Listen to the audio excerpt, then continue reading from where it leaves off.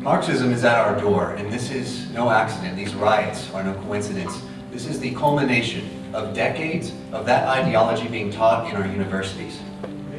They are breeding radical, violent revolutionaries there. So the first thing we got to do at the federal level is cut funding to them, the media, Hollywood, any of these people peddling Marxist ideology. Now, we also have our own individual responsibility. The opportunity for higher education today is amazing. It's unprecedented. It's at our fingertips. So we got to stop sending our kids here and dooming them to the brainwashing and indoctrination. So that's on us.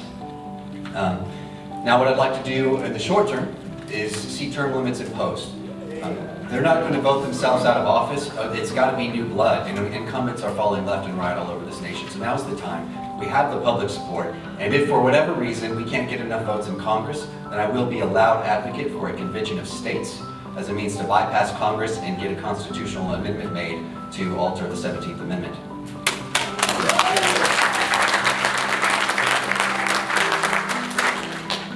We need budgetary reform, and when I say that, I want to be very clear. I'm not talking about shaving a little bit of fat off the edges. I mean, we've got to have massive cuts to spending every year, year over year. Legislation in that forces this to occur until eventually we can get our deficit down from what is it now, $1.5 trillion, just our annual spending deficit. So we got to get that down and begin to pay off our debt while we still can. We have the means to address our economic situation responsibly right now, but that window is closing. So we need to act, and we need to be bold and cut spending. And then over the long term, once we pay off our debt, then we can look at getting rid of the IRS, the federal income tax, and the Federal Reserve, and hopefully returning to sound money.